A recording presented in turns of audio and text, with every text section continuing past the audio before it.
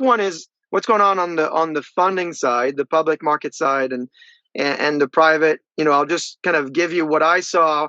You talked about the IPO window is shutting, and with not clear visibility of it, when does it reopen? The IPO volume sank 78% in 2022.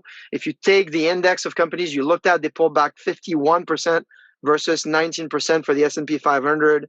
But you also know that there's companies like MariaDB that are less worth now than the money they've actually raised. And you also talked about the great VC pullback.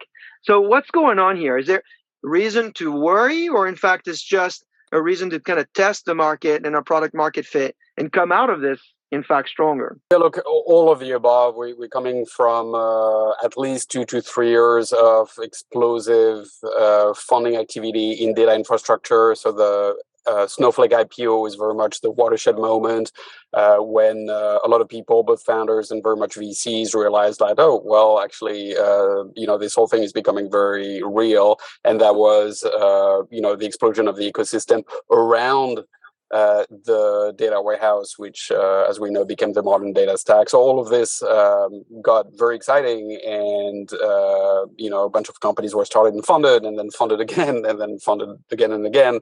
So fast forward to today, we obviously have a very crowded ecosystem, especially in data infrastructure. If there's one thing that the mad landscape shows, it's that there are tons and tons of companies in tons and tons of categories. And all of this was fun and exciting. And look, there's a lot of very smart founder out there. There's a lot of great product out there, but a lot of those companies are very young. So they are sitting on some amount of cash that they raised, but I would guess that the vast majority of those companies are somewhere below 5 million in ARR, which is there's nothing wrong with that, but you got to start somewhere. But in the grand scheme of things, that's very early. So what do you do when you're in a category and there's like another 5, 6, maybe 10 companies that are also have good founders and good backers and have also raised cash and also are below 5 million ARR, and the VC market has dried up, and customers are likely to be much more, picky and choosy and maybe a little worried about working with a young startup. So this convergence of like all the things make things pretty tough.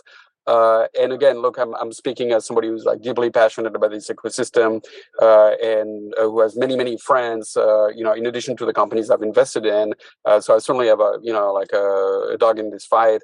But I think the sad reality is that for a number of companies, it's just not going to work out, right? So, look, some companies will succeed and emerge stronger than ever with better discipline, responsible growth, all the thing. They'll go through the transition.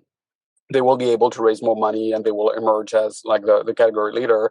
A lot of other companies are going to have to either get picked up or merge with one another. So there's certainly going to be consolidation at one point or another. It's not going to be the kind of consolidation that VCs and founders hope for. It's like no super large acquisition. Maybe there'll be some, but like most likely not. And then there'll be a third category of company that will simply go out of business, right? They will either not be able to raise a round or even a down round, or they will just not be able to find a home. And look, I don't like that part at all, but that's part of the natural evolution and sort of Darwinian evolution of startups.